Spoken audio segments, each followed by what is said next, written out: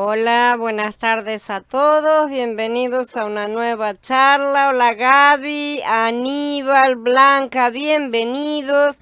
Vamos a dar comienzo a este capítulo que vamos a ver, no abortarás. A ver, déjenme encontrarme. Hay dos tipos, hay otros tipos, hemos estado hablando de varios tipos de asesinato, ¿no es cierto? Pero vamos a ver ahora otro que necesitamos estudiar a fondo justamente para ver qué dicen exactamente las escrituras. En el caso del aborto deliberado o infanticidio antes del nacimiento, ¿no es cierto? Las escrituras son claras en que Elohim establece la vida antes del nacimiento, por lo tanto, destruirla es quitar una vida y es asesinato. Antes de formarte en el vientre te conocí, y antes de que nacieras te consagré, yo te he nombrado profeta para las naciones, le dijo a Yirme ya en el capítulo 1. Desde el punto de vista de las escrituras, el fruto de la matriz es también una bendición procedente de Yahweh, ¿no es cierto? Los hijos son la provisión de Yahweh, el fruto del vientre, su recompensa, dice el Mismor 127. Las escrituras indican que el Creador mismo se mantiene amorosamente enterado del desarrollo del embrión o del feto humano. Dice el Mismor 139, fuiste tú quien creó mi conciencia, tú me formaste en el vientre de mi madre. Te alabo porque estoy hecho de manera asombrosa y maravillosa, tu obra es maravillosa, lo sé muy bien. Mis huesos no te eran ocultos cuando fui formado en lugar secreto, entretejido en las interioridades de la tierra. Tus ojos vieron mis miembros en formación, estaban todos registrados en tu libro. A su debido tiempo se formaron hasta el último de ellos. Es una manera hermosa de describir justamente la formación y el desarrollo del embrión convirtiéndose en un bebé, ¿no es cierto? Apropiadamente, nada está verdaderamente formado hasta que está completamente formado en una forma y tamaño ya predeterminados, ¿no es cierto? Por lo tanto, Elohim estaba hablando sobre el tiempo entre la concepción y el nacimiento, cuando Yirmeyah fue conocido por Elohim y designado ya como profeta. Del mismo modo, Jacob y Esaú fueron llamados mientras estaban en el útero antes del nacimiento, dice Romanillín capítulo 9. Este reconocimiento divino de su personalidad es indiscutible para cualquiera que realmente crea en las escrituras. La declaración de Elohim en Yirmeyah, que cuando dice te conocí, no es plenamente comprendida por la mayoría de las personas. La aplicación personal, por supuesto, tiene que ver con el nivel de intimidad en las relaciones personales, como lo sabemos, ¿no es cierto? Conocer a una persona íntimamente. La aplicación espiritual en la misma línea tiene que ver con la intimidad en las relaciones espirituales, justamente. Pero en el ámbito del derecho internacional se aplican las relaciones diplomáticas entre las naciones. O sea, en este ámbito tiene que ver con el reconocimiento. Si una nación se niega a reconocer a otra, significa que no hay relaciones diplomáticas entre esas dos naciones, ¿sí? A menudo pueden estar en un estado de guerra, a veces con algún tipo de tregua, ¿no? Pero nunca con un tratado de paz bien estipulado, porque si no eso terminaría con ese estado, ¿no es cierto? Y una reconocería a la otra. Devarim en el capítulo 11 habla de seguir a otros dioses que no conoces, ¿sí? Esto significa que otros dioses no serían reconocidos oficialmente por Israel. Yahweh no los reconoce. Estos dioses no tienen una posición legal. Yahweh le niega su posición legal y por eso están en guerra, ¿no es cierto? La ley de Elohim no va a respaldar sus pretensiones de autoridad. Cuando Yahshua habló de sanadores de fe sin ley en Matillán, en el capítulo 7, diciendo nunca los conocí, ¿no es cierto? No quiso decir que nunca había oído hablar de ellos, evidentemente, sino que aún estaban en un estado de hostilidad hacia él y su ley. No estaban siendo reconocidos, no estaban de acuerdo en ese momento, entonces no eran reconocidos. Por lo tanto, justamente él no los reconoció en un sentido legal, como también indicó que haría. Además les digo que a todo el que me reconozca delante de los hombres, también el Hijo del Hombre lo reconocerá delante de los mensajeros de Elohim. Pero al que me niegue delante de los hombres, lo negará delante de los mensajeros de Elohim. Esto está en Lucas en el capítulo 12. Por el contrario, Shaul dice en Corintiim Aleph en el capítulo 8, pero si alguien ama a Elohim, él lo conoce. Ellos aman a Elohim si cumplen sus mandamientos. Y Elohim reconoce que esas personas están de pie en un tribunal de justicia divino, si tienen derechos como pueblo del reino.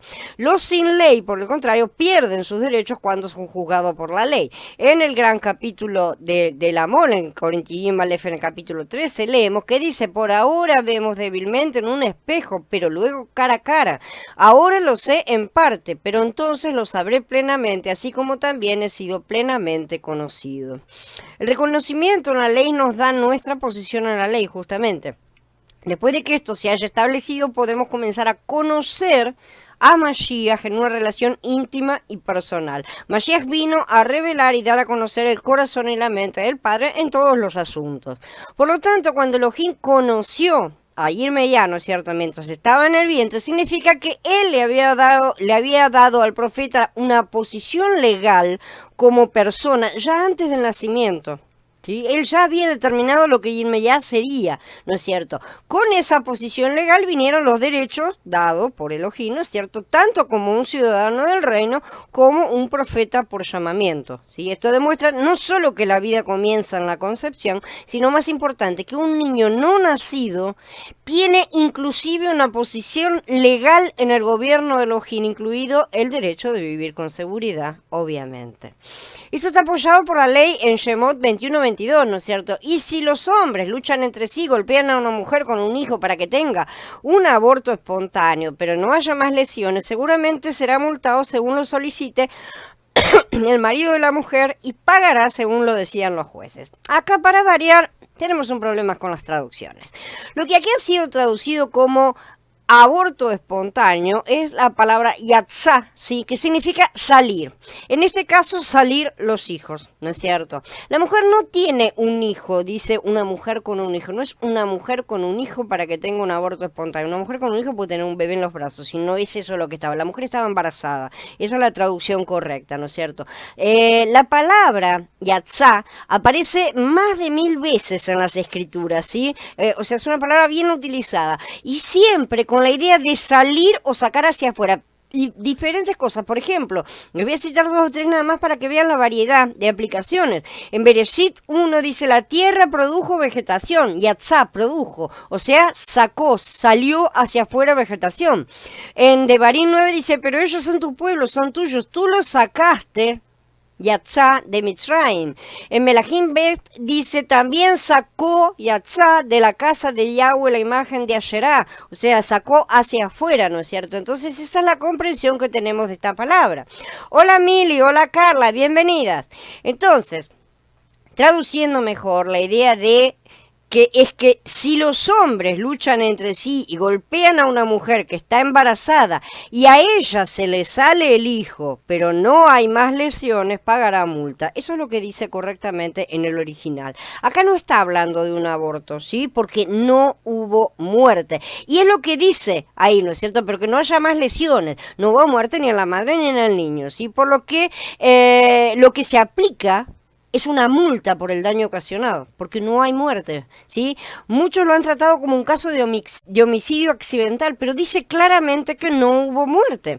Al contrario, continúa y agrega, pero si ocurren otros daños, la penalidad será vida por vida, ojo por ojo, diente por diente, mano por mano, pie por pie, quemadura por quemadura, herida por herida, golpe por golpe, ¿sí? Ahora sí están contemplados los daños de muerte, ¿sí? Solo se puede pedir vida por vida cuando se ha tomado una vida, por lo menos. Entonces, en el caso anterior, el bebé ha salido, pero no es un aborto de muerte. En el primer caso, no hubo muerte, porque si no, no se puede cobrar una multa y nada más. Estaría diciendo que Yahweh no estaba valorando a ese bebé. Nació, tuvo un aborto, murió el bebé y le cobraron una multa y nada más. No es así como es la cosa. Si hubiera habido un aborto, la pena decretada fuera una simple multa, estaríamos diciendo que no le importa. Eso es mentira. En vista de lo que ya vimos, él nos conoce desde el vientre, por lo tanto, a él sí le importa. Es interesante notar que, de acuerdo con la ley del Tanaj, matar accidentalmente a alguien no resultaba en vida por vida. ¿No es cierto? Ya lo hemos estudiado, ¿no es cierto? Tenía que ir a una ciudad de refugio. Acá 2 hombres están peleando entre ellos, ¿sí? Y la mujer se metió en el medio. Se metió en el medio. No hubo intención inicial de matar, ni siquiera de golpear a la mujer se metió, ¿sí? Esto sería un claro caso, en última instancia, si hubiera algún muerto, de homicidio accidental. Entonces el homicidio tendría que correr a la ciudad de refugio, como dijimos. Pero Yahweh declara que si el niño moría, era homicidio y el pago era vida por vida. ¿Vemos claramente cuál es la diferencia? Es decir, Elohim tenía una advertencia mucho más estricta por matar accidentalmente a un bebé, a los bebés no nacidos, que a las personas fuera del útero. Hola Martín, bienvenido. Estamos entonces siguiendo la lógica. Si Elohim tenía advertencias estrictas contra la muerte accidental, tan estrictas, ¿no es cierto?, como para considerarla homicidio proposital, ¿no es cierto?, contra la muerte accidental de bebés no nacidos, ¿cuál puede ser su opinión acerca de los millones de bebés que se abortan cada año, de las marchas y movimientos pro aborto que son financiados, en lugar de alimentar hambrientos, por ejemplo, para conseguir leyes que legalicen la licencia de matar bebés? En enero de este año, Nueva York logró una victoria histórica y muy escandalosa, ¿no es cierto? Cuando después de años de oposición por parte de los republicanos en Nueva York finalmente consiguieron banca y el Senado estatal aprobó la Ley de Salud Reproductiva, la llaman pomposa y caraduramente. La ley cambia el Código Penal anterior para hacer que la definición de homicidio ahora excluya el aborto. El aborto no es homicidio, ¿sí?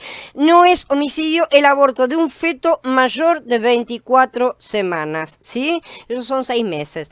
Persona, cuando se refiere a la familia, a la víctima de un homicidio, significa un ser humano que ha nacido y está vivo, dice la ley enmendada en este caso. Y eso niega el estatus de persona a un bebé cuyo corazón late perfectamente, ¿no es cierto? Y está prácticamente listo para nacer.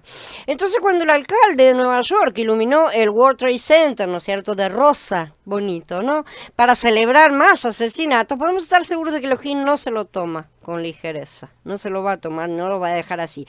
Quiero decir, o sea, si esto no es un dedo medio para Yahweh, yo no sé qué es. Esto es una falta de respeto total y completa hacia todo lo que sea concepto de vida. Vamos a hablar de los sacrificios de sangre. Yahweh considera que existe una estrecha relación entre la vida y la sangre, ¿no es cierto? Y que las dos son sagradas. La primera vez que reveló este hecho fue...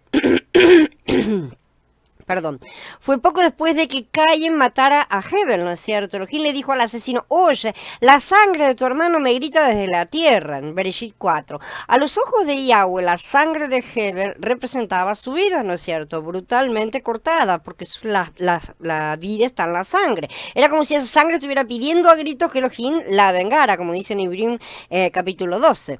Cuando un israelita desobedecía un mandato divino, no quedaba, sin embargo, irremediablemente condenado, ¿no es cierto?, mientras no fuera una cosa de muerte, ¿sí? En vista de que, como muestran las escrituras, la sangre y la vida son equivalentes, podía degollar un animal y ofrecerlo en el altar. Si alguna persona del pueblo incurre inadvertidamente en culpa al hacer cualquiera de las cosas que por mandamiento de Yahweh no se deben hacer, y se dé cuenta de su culpa, o que se le traiga a su atención el pecado de que es culpable, traerá una cabra sin tacha como su ofrenda por el pecado del que es culpable. Pondrá la mano sobre la cabeza de la ofrenda por el pecado y se inmolará la ofrenda por el pecado en el lugar de la ofrenda quemada. El sacerdote tomará con su dedo un poco de esa sangre y la pondrá en los cuernos del altar de las ofertas quemadas, y todo el resto de la sangre la derramará en la base del altar. Le quitará toda la grasa, tal como se le quita la grasa al sacrificio de bienestar. El sacerdote la convertirá en humo sobre el altar como olor grato a Yahweh. Así el sacerdote hará expiación por él y será perdonado. Esto está en el capítulo 4 de Vayikra. Hola Eduardo, hola Mariel, bienvenidos. Así que si estaba arrepentido, su culpa quedaba expiada, ¿no es cierto?, o borrada, cubierta por ese sacrificio, aunque sabemos que era solo de forma provisional. El término bíblico traducido expiación transmite la idea de sustitución, ¿no es cierto?, así como la de cubierta. Por ejemplo, la tapa que encaja en un recipiente, ¿no es cierto? Claro, en el caso de los pecados de una persona no había ningún animal que pudiera sacrificarse para cubrirlos o expiarlos a la perfección, ya lo sabemos. Pero los sacrificios de animales eran como una sombra o modelo de la expiación perfecta de los pecados que tendría lugar en el futuro. La aplicación de la sangre de Mashiach para la salvación del hombre se prefiguró en el Tanaj en diferentes maneras. Ya sabemos, durante la celebración del primer Pesaj en Egipto, la sangre que se salpicó sobre la parte superior de la entrada y los postes de la puerta de los hogares israelitas protegió al primogénito que estaba en el interior de la casa, ¿no es cierto?, de morir a las manos del Malaj de Elohim. Esto ya lo estudiamos en los capítulos de 13 y 14 de esta misma serie. El pacto mosaico, que contenía disposiciones expiatorias típicas, ¿no es cierto?, fue validado también por la sangre de animales. Designó a algunos jóvenes de entre los israelitas para que presentaran ofrendas quemadas y sacrificaran bueyes como ofrendas de bienestar para Yahweh. Moshe tomó una parte de la sangre y la puso en recipientes y la otra parte de la sangre la roció sobre el altar. Entonces tomó el registro de la alianza y se lo leyó en voz alta al pueblo. Y ellos dijeron: todo lo que ha dicho Yahweh lo haremos y obedeceremos. Moshe tomó la sangre y la roció sobre el pueblo y dijo: esta es la sangre de la alianza que hace ahora Yahweh con ustedes tocante a todos estos mandatos. Esto está en el capítulo 24 de Shemot. Los numerosos sacrificios de sangre, sacrificios cruentos, en particular los que se ofrecían el día de la expiación en Yom Kippur, ¿no es cierto?, servían para expiar los pecados de una manera típica, representativa, ¿no es cierto? Representaban la verdadera eliminación del pecado por medio del sacrificio de Mashiach que ocurriría en su día.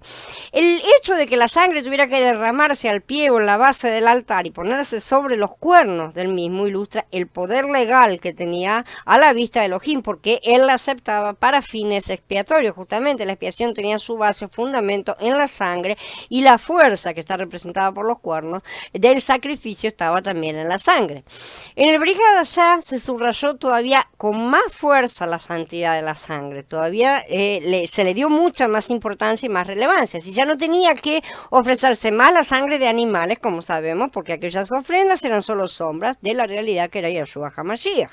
Estas cosas son solo una representación de los bienes que vendrán, pero la realidad pertenece a Mashiach, dice Colasillim en el capítulo 2, ¿no es cierto? Y porque siendo que la Torah tiene solo una sombra de los bienes venideros y no la imagen misma de estas realidades, nunca puede, por medio de los mismos sacrificios que se ofrecen continuamente de año en año, perfeccionar a los que se acercan. De otra manera, habrían dejado ya de ofrecerse, porque los que ofrecen este culto, una vez purificados, ya no tendrían más conciencia de pecado. Sin embargo, cada año se hace memoria del pecado con estos sacrificios, porque la sangre de los toros y de los cabros no puede quitar los pecados, ¿no es cierto? Y esto está en Ibrí en el capítulo 10. El sumo sacerdote de Israel introducía una parte representativa de la sangre en el Santísimo del santuario terrestre, ¿no es cierto? Yahshua HaMashiach, como el verdadero Cohen Gadol, sumo sacerdote, no entró en el cielo mismo con su sangre que había sido derramada en el suelo, ¿no es cierto?, sino con el valor de su vida humana espiritual perfecta, representada por su sangre. Justamente nunca perdió este derecho a la vida por causa del pecado, sino que lo retuvo para justamente utilizarlo como expiación de los pecados. Y es que nos convenía un sumo sacerdote así, santo, inocente, puro, apartado de los pecadores y exaltado por encima del cielo, porque a todo sumo sacerdote se le designa para presentar ofrendas y sacrificios. De ahí que era necesario que él también tuviera algo que ofrecer.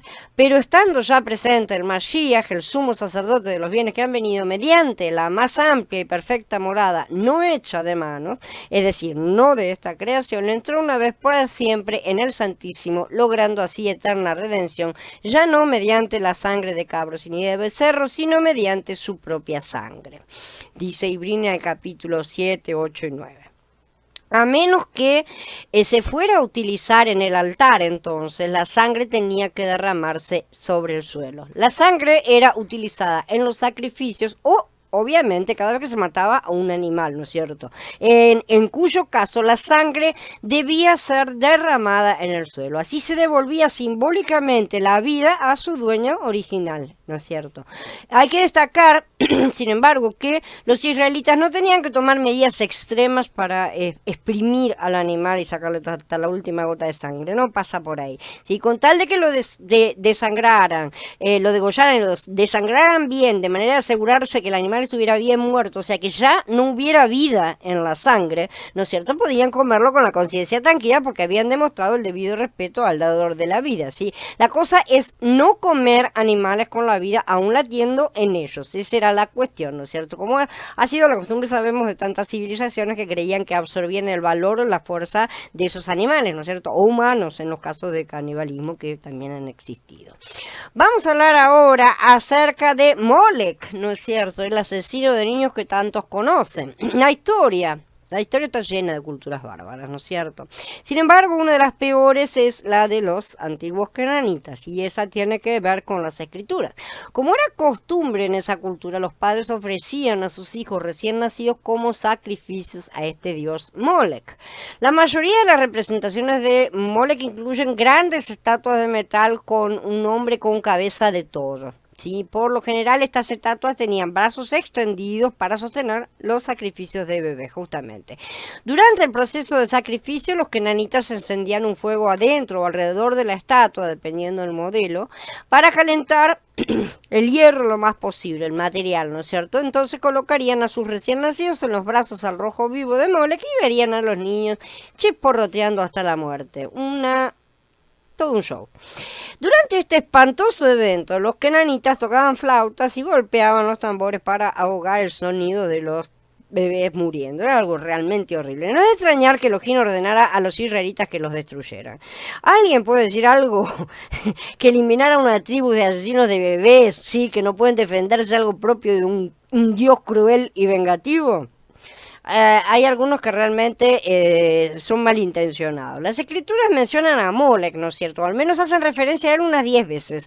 Aquí hay un par de ejemplos, nada más para muestra un botón. No permitas que nadie de tu prole sea ofrecido a Molech y no profanes el nombre de tu Elohim. Yo soy Yahweh, dice en Vayikra 18. En el 20 dice, dile además al pueblo israelita, a cualquiera entre los israelitas o de entre los extranjeros que residen en Israel, que le entregue alguno de su prole a Molech, se le dará muerte.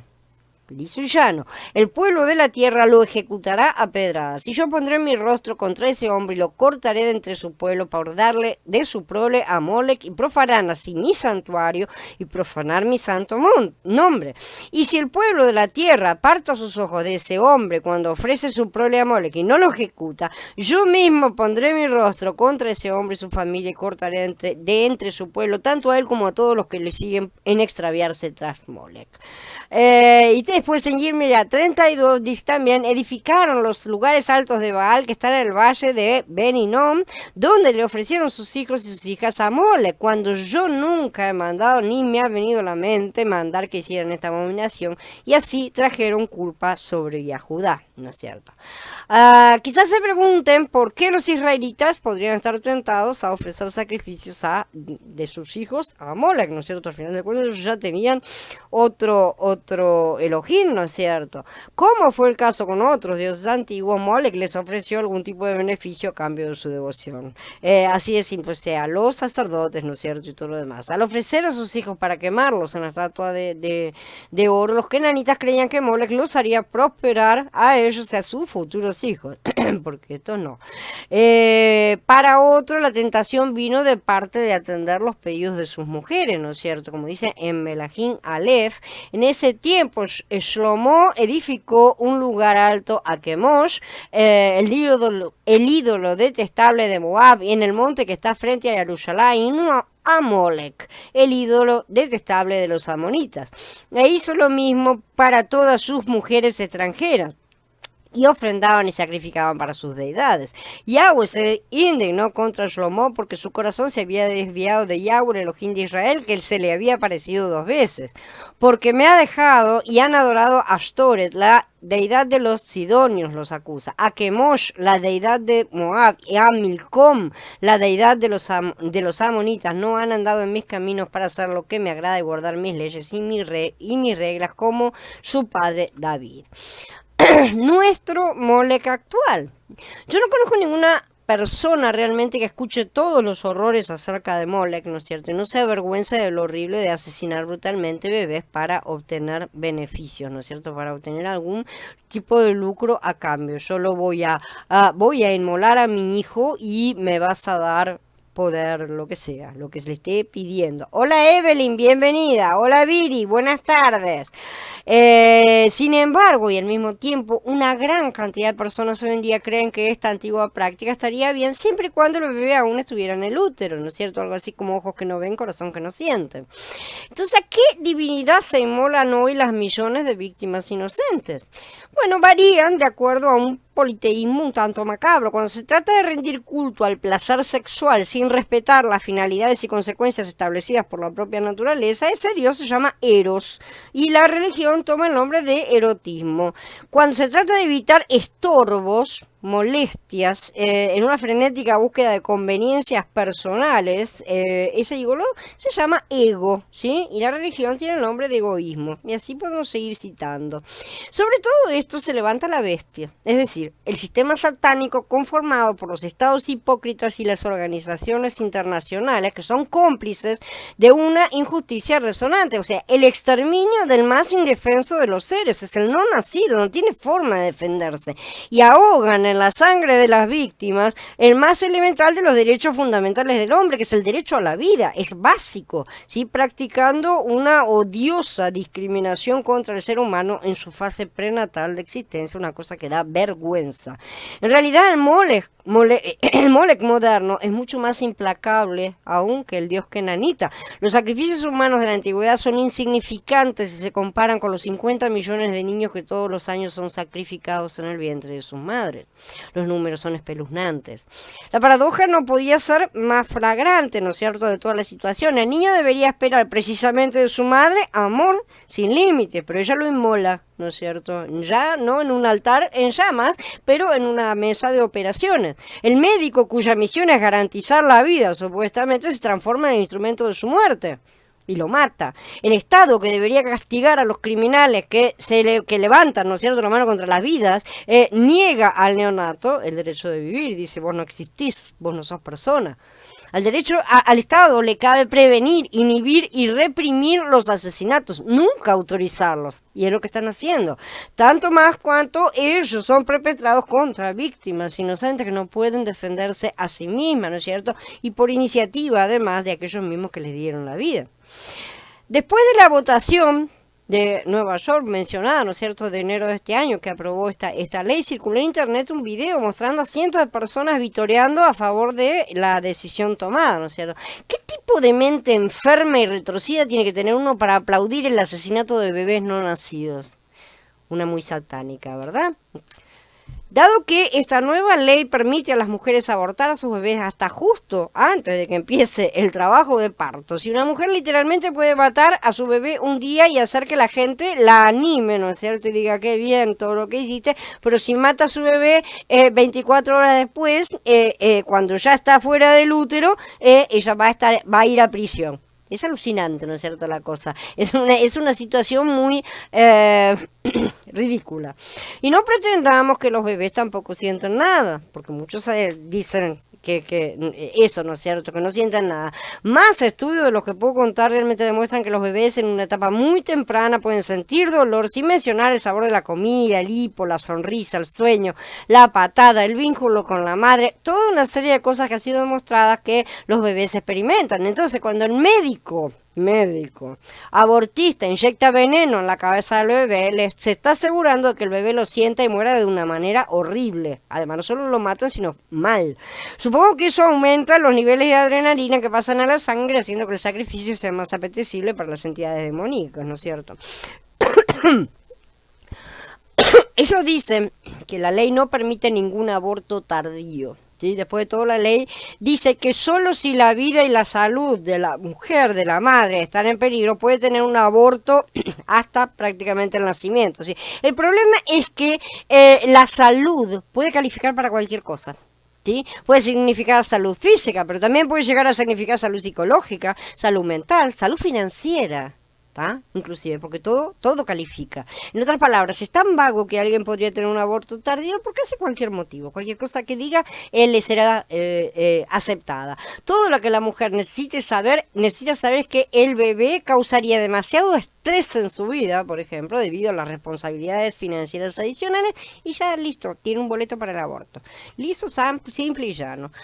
Hasta la fecha, el mundo ha sacrificado millones y millones de bebés no nacidos, ¿sí? Pensemos en todas esas personas inocentes y vulnerables, asesinadas incluso antes de que se les diera la oportunidad de expresión.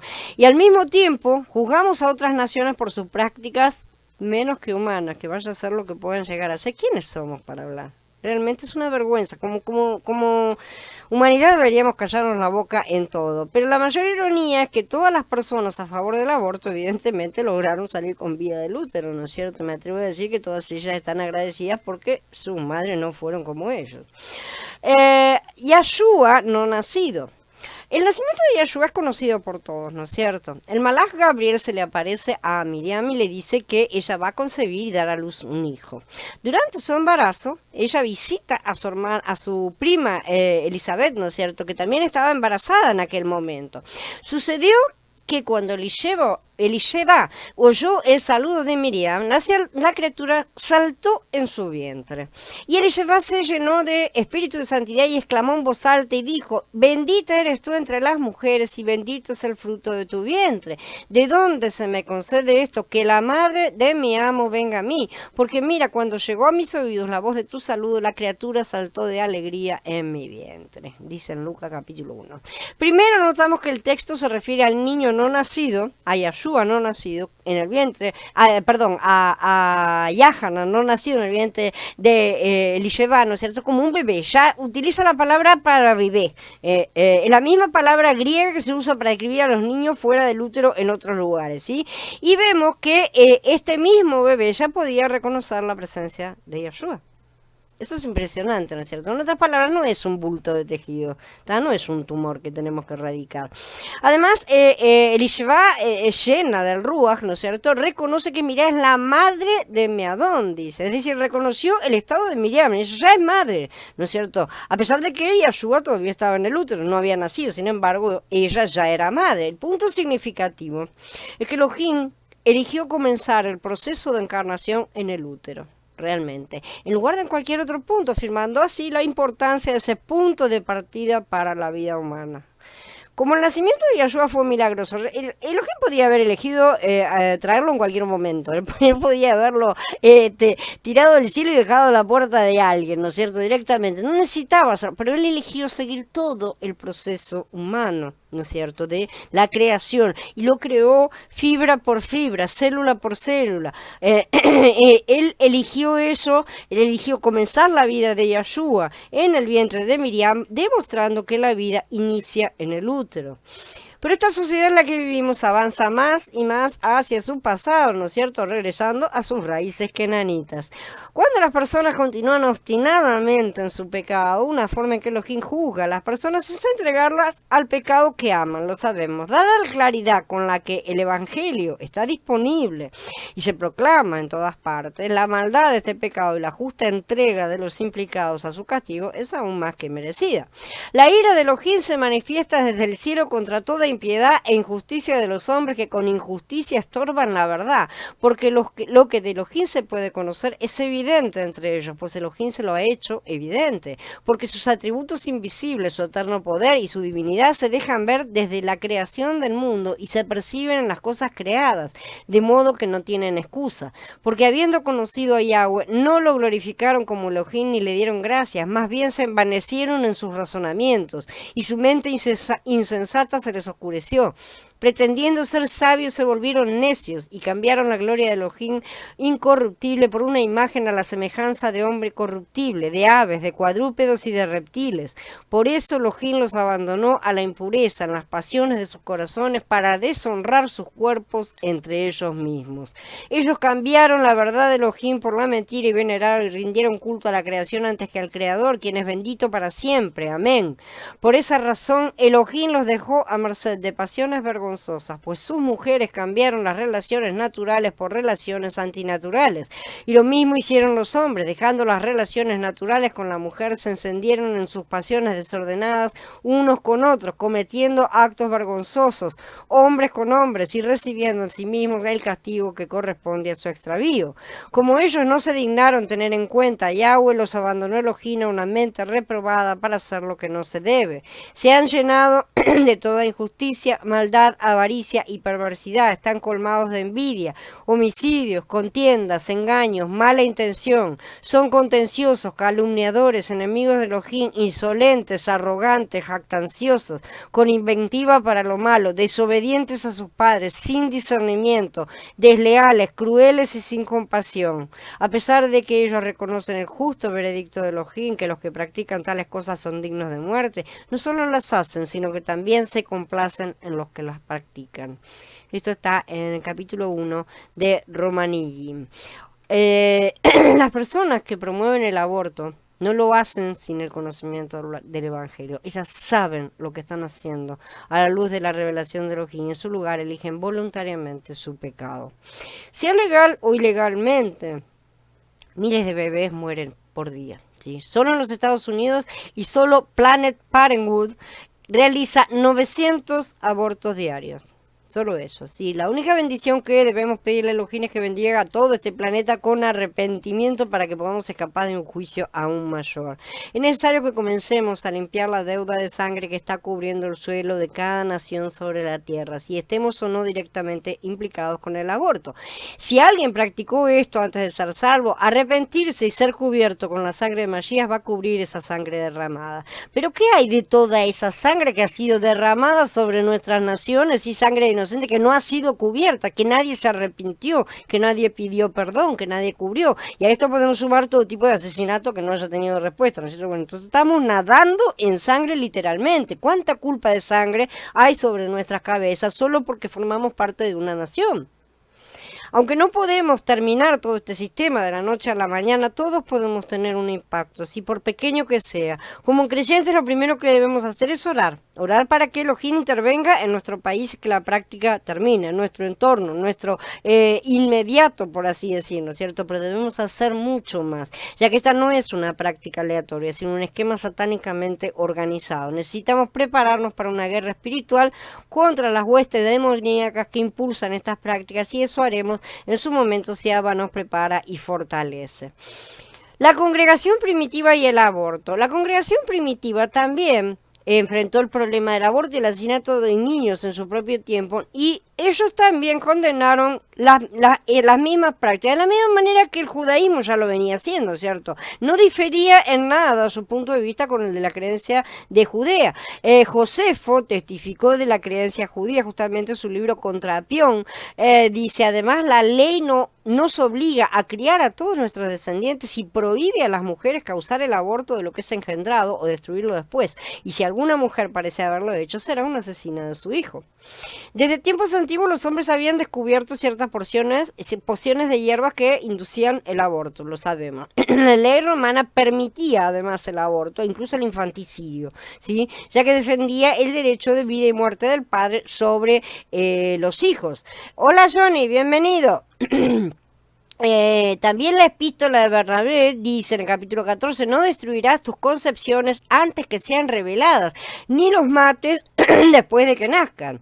A pesar de no ser considerados parte del canon, ¿no es cierto? En este sentido, estas cosas son un registro importante que demuestra que el aborto no es aprobado. En la didáctica o la enseñanza de los 12 apóstoles dice también, el segundo mandamiento de la enseñanza es no asesinarás, no abortarás a un niño ni cometerás infanticidio, ¿no es cierto?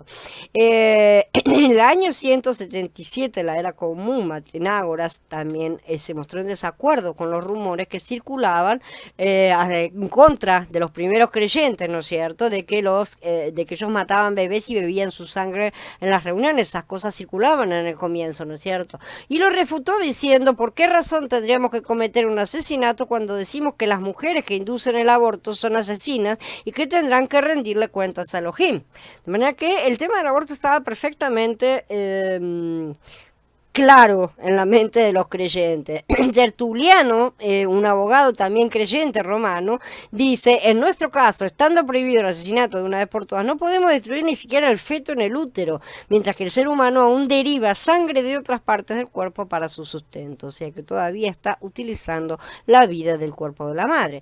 Vemos entonces que el aborto no es un tema nuevo en la congregación y que la congregación supo hacerle frente en su momento. Fue practicado por culturas humanistas, al contrario contrario, que basaban sus leyes en la creencia de que los padres son los originadores de la vida, ¿sí? Por lo tanto, también tienen el derecho de quitarle la vida a sus hijos. Ellos se creen los dadores de vida. La ley de Elohim no permite esto y asegura que aunque el hombre tiene la posibilidad de engendrar vida, eso no quiere decir que él sea el creador de la vida. Justamente ese don le fue dado, ¿sí? Entonces, si bien los padres engendran y dan a luz a sus hijos, no originan la vida. Esa es una idea, por el contrario, la que defiende lo contrario, es una idea completamente humanista.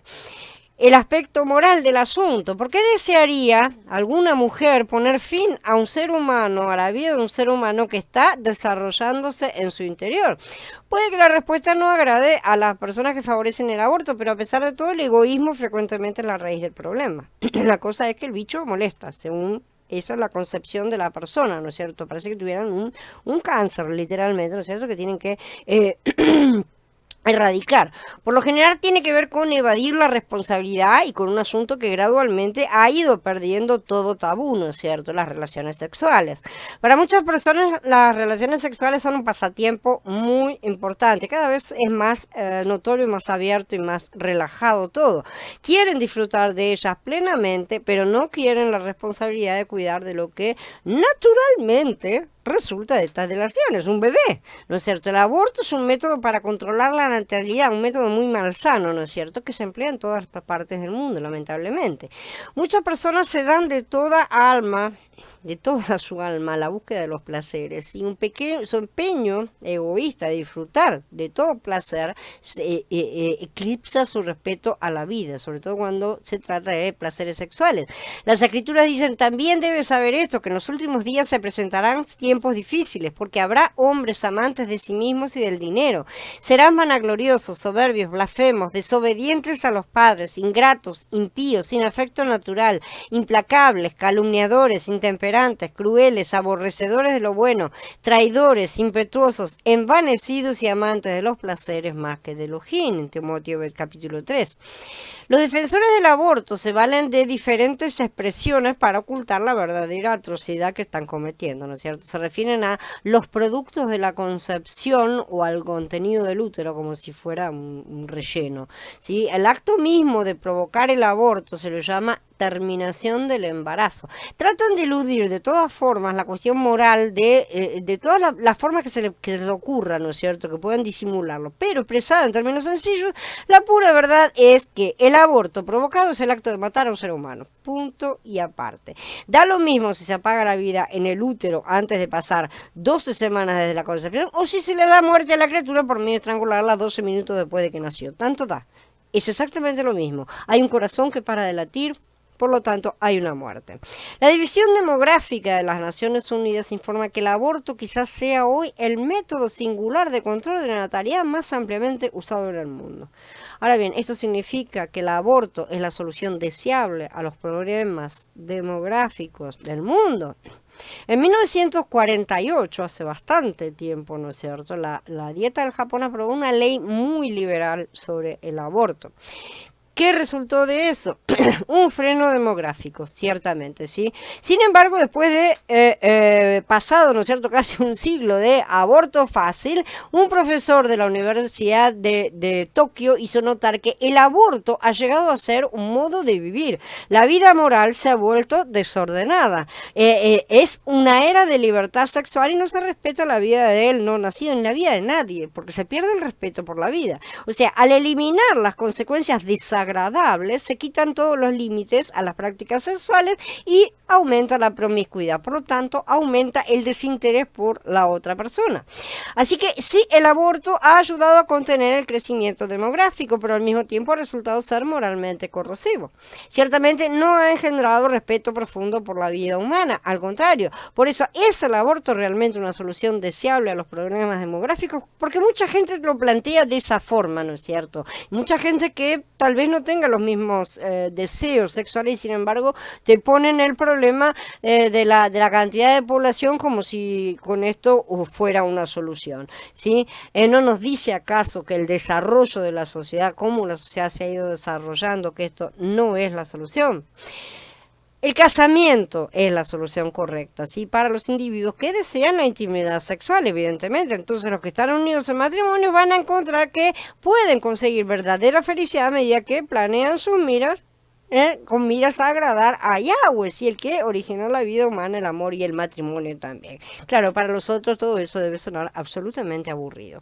Los que abogan por el aborto sostienen que el feto no es una entidad humana, ¿no es cierto? Porque no puede vivir por sí misma. No puede valerse. Si ese fuera el caso, ¿qué debemos decir con respecto a adultos que para seguir viviendo depende del uso de una máquina, como un riñón artificial o un marcapaso, ¿no es cierto?, que funciona a batería? Ciertamente no se puede decir que esas personas sean menos que entidades humanas simplemente porque no pueden existir independientemente de estas ayudas, a pesar del crecimiento de la eutanasia, ¿no es cierto?, que sabemos que también ha proliferado. Yo recomiendo la lectura complementaria de dos posts que dejo los links, ¿no es cierto?, que son justamente acerca de la eugenesia de estas instituciones asesinas. Por último, vamos a mencionar, vamos a analizar muy rapidito el tema de la castidad y por qué pasó de moda. Antiguamente la gente se guardaba casta, ¿sí? La castidad toma en cuenta al sexo. A la luz de la palabra de Elohim, el sexo es sagrado. Este es un concepto que hay que recuperar. El sexo no brotó de evolución ciega, sino inteligente, no moral, accidental, funcionando hacia un fin egoísta, como determinan la suma de las locas teorías humanistas. El sexo humano, así como el sexo de los animales, los peces, las aves, inclusive las plantas, ¿no es cierto?, insectos, es de Elohim. ¿Es inmoral Elohim porque creó el sexo? No. Evidentemente no. Él no se propuso la gran hora de locura sexual que ha estado arrollando al mundo desde la caída, ¿no es cierto? Desde que los vigilantes bajaron a la tierra deseando a las mujeres. Él se propuso que el sexo sirviera a un propósito milagroso, ¿no es cierto? El de propagar la vida en sus diferentes formas, según su especie, sobre la tierra, incluyendo la vida humana. En armonía con esto, ¿cuál era el propósito de los órganos sexuales y por qué hay un aspecto sagrado en cuanto a eso? Y esto, por favor, que no se confunda con las teorías de sexo sagrado que tienen algunos gnósticos. Los órganos sexuales masculinos y los órganos sexuales femeninos fueron creados con el fin de cooperar para cumplir este mandato de multiplicación, justamente, ¿no es cierto?, y reproducción dado por Elohim en el capítulo 9 de Bereshit. Por eso, no son juguetes con los cuales divertirse mucho, porque esa diversión no cumple el propósito divino. Esto resulta en daño no solo de los órganos sexuales, sino también de todo el individuo, ¿no es cierto?, que trata de divertirse de esa manera. Los órganos sexuales, en vez de ser juguetes, tienen un propósito sumamente serio para cumplir. Por esa razón, los órganos sexuales, tanto los masculinos como los femeninos, tienen un aspecto sagrado a los ojos de Yahweh, ¿no es cierto? Una manera sagrada en la cual tienen que ser considerados. Como dijo Shaul, son los órganos que más débiles, ¿no es cierto?, los que les damos mayor importancia y los revestimos de mayor protección, ¿no es cierto? Entonces, ellos tienen que ver con la vida y especialmente la vida de una generación venidera de humanos. No es la vida, en primer lugar, un don de Elohim, y por lo tanto no es sagrada.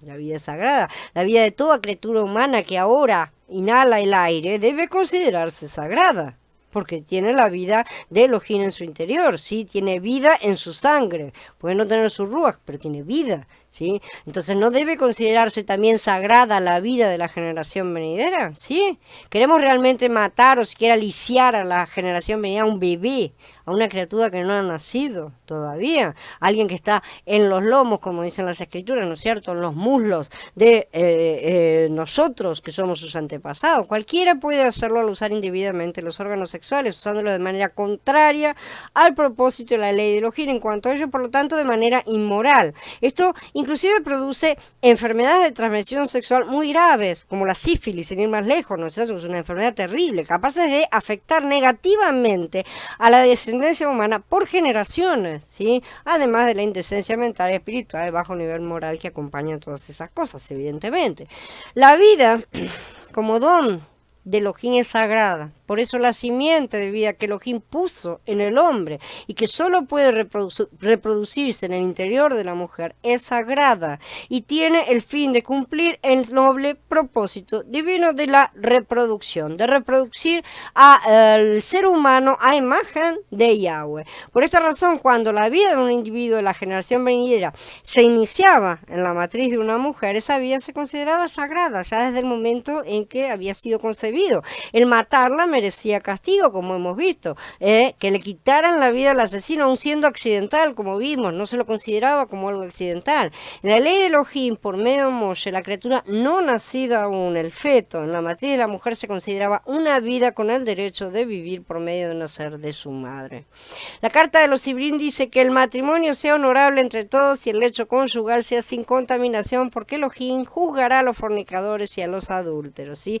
En la conducta de los adúlteros y los fornicadores, al pecar contra su propio cuerpo, lo que produce estas enfermedades sociales, físicas, la degradación moral, ¿no es cierto? Y lo que de esta manera pervierte el propósito divino, degradando los órganos sexuales que él creó para tan elevados propósitos y que él reviste de importancia y dignidad realmente.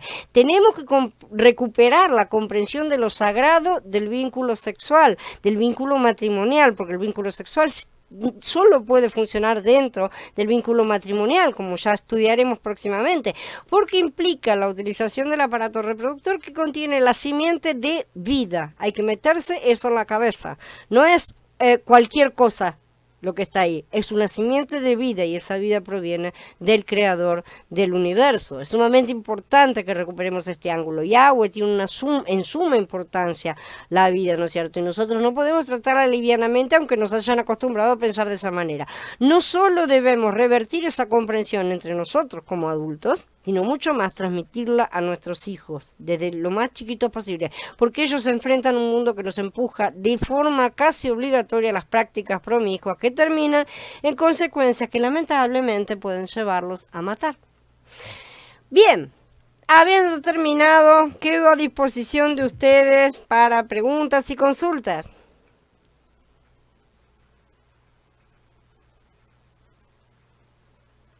Bueno, si nadie tiene comentarios ni nada, vamos a dar por encerrada la charla. Me despido de ustedes hasta mañana en la otra charla de oración. Shalom a todos.